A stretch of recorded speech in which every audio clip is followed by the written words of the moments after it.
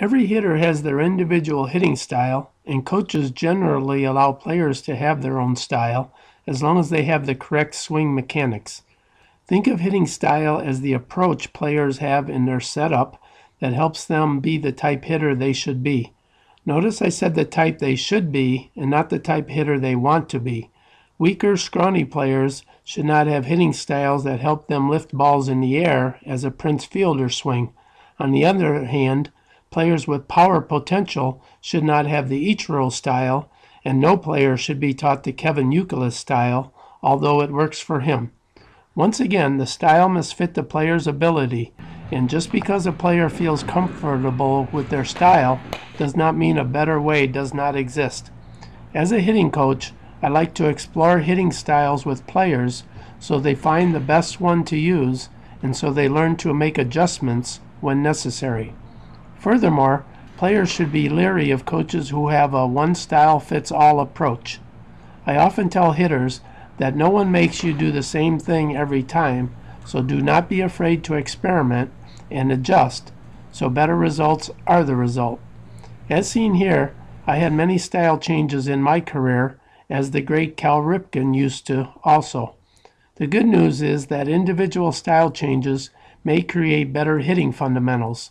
For example, I had the hitting problem, as many players, of not staying back. My first adjustment was to widen my stance, helping me to stay back. However, this often led to hitting the lower half of the ball, as the wider stance lowered my eye level. Therefore, I had to find another hitting style so I could stand taller, stay back, and not collapse the backside.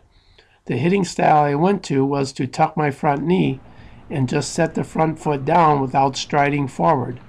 This worked for a spell, but it often threw my timing off and caused me to be late on fast pitchers.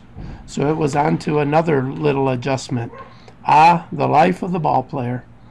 Following is the most common hitting style changes that players can try to find the style that gives them the best results. The first style changes have to do with the width of the player's feet at initial setup. Generally, the wider the feet, the easier to stay back, but the more difficult it is to stay on top of the ball, so the wider stance style is best for the power hitter. The narrower the gap between the feet keeps them taller, which helps them to stay on top of the ball, but lunging or overstriding may be a problem, as well as hitting too many ground balls. A compromise between these two extremes is usually best, at least until players figure out what type hitter they should be. The next style adjustments comes with the height of the hands. Generally, the higher the hands, the easier it is to stay on top of the ball, as long as the hands do not drop before swinging. The lower the hand height, the more players can hit the lower half of the ball. As with batting stances, coaches should have players experiment with different hand heights to see which works best for them. Other hitting style possibilities have to do with the open, closed, or even stances. It is important to note, though, that the open or closed stances often create other hitting problems, are often last resort options, and are only advised for very experienced players. Finally, various hitting styles are possible with the stride and bat load, as Cal Ripken was doing with his style changes.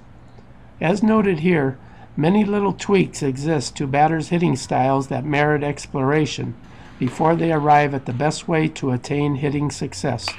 The more hitters know about little style changes, the better equipped they are to make hitting adjustments, even from pitch to pitch or at bat to at bat. For example, with 2 strikes, I often went to a wider stance with no real stride to help stay back and simplify the movements. The younger the player, the better it is to have them begin with a basic hitting style of hands at shoulder level, an even stance, and with the feet slightly wider than shoulder level.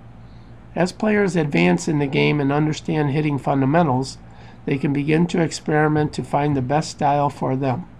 Of course, no hitting style works for long without the correct swing mechanics.